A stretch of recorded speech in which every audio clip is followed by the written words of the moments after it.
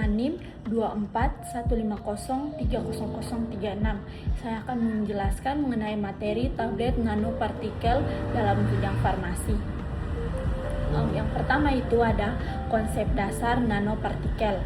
Nanopartikel adalah partikel dengan ukuran yang sangat kecil dan umumnya berada di bawah 1000 nanometer atau kurang dari 1 mikrometer.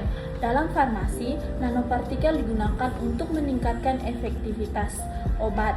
Beberapa jenis nanopartikel yang sering digunakan antara lain ada nanokristalis, itu partikel obat murni dengan ukuran nano.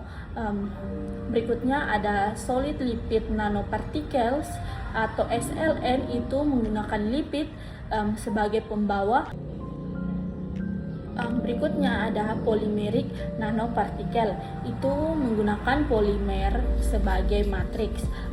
Ukuran yang sangat kecil ini memberikan keuntungan besar terutama dalam meningkatkan kelarutan dan penyerapan obat dalam tubuh. Yang kedua itu ada tantangan bioavailabilitas dan solusinya. Salah satu masalah utama dalam farmasi adalah bioavailabilitas rendah, terutama pada obat yang tidak larut air, sulit diserap di saluran cerna.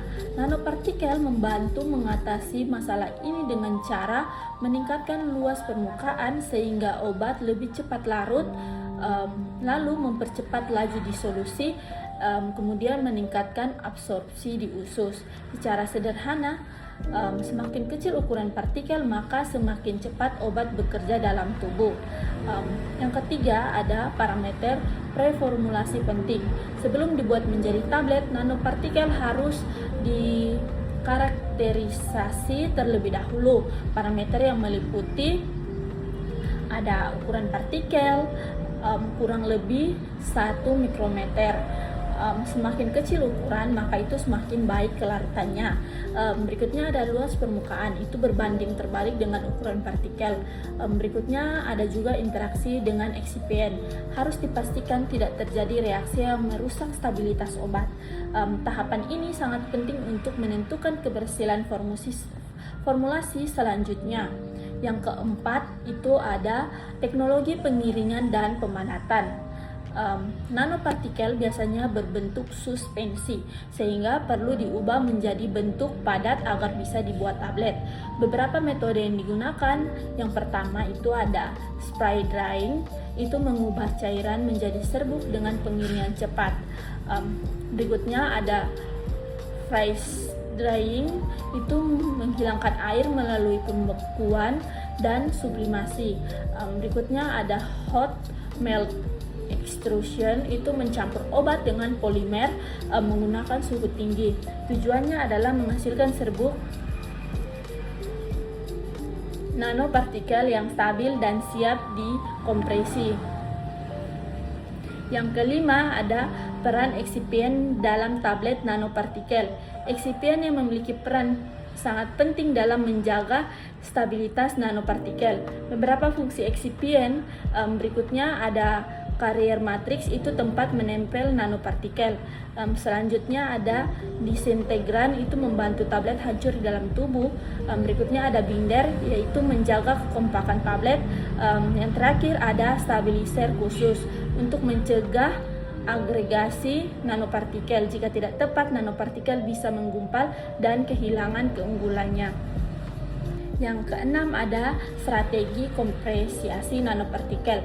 Untuk membuat tablet, nanopartikel harus dikompresi. Ada beberapa metode. Metode yang pertama ada direct compression, itu dicampur langsung dengan eksipien lalu dikempa. Yang kedua ada absorpsi pada karier. Nanopartikel ditempelkan pada bahan pembawa seperti laktosa atau silika. Metode ini dipilih agar untuk menjaga agar struktur nanopartikel tetap stabil selama proses pembuatan tablet. Yang ketujuh itu ada tantangan formulasi.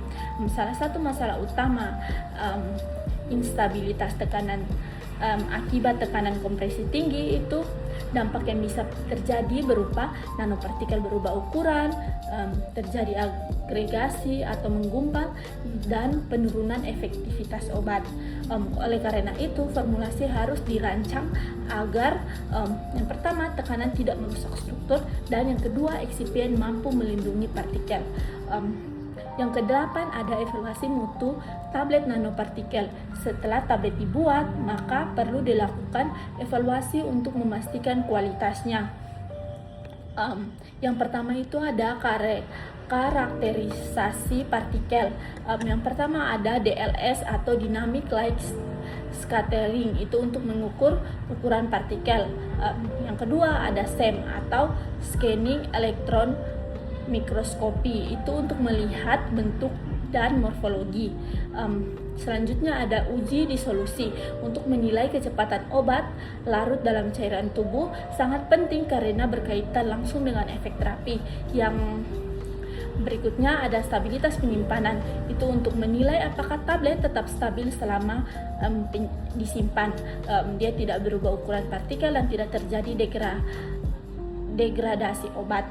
Yang berikutnya ada evaluasi fisik tablet menurut Farmakope Indonesia dan USP, meliputi keseragaman bobot, kekerasan, kerapuhan, dan waktu hancur.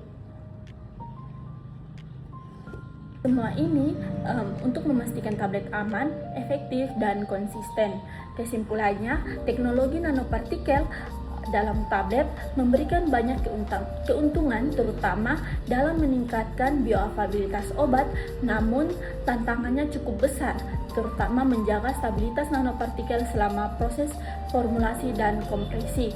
Oleh karena itu, diperlukan pemilihan metode yang tepat, penggunaan eksipien yang sesuai, dan evaluasi mutu yang ketat. Dengan pendekatan yang benar, tablet nanopartikel dapat menjadi solusi inovatif dalam pengembangan obat modern.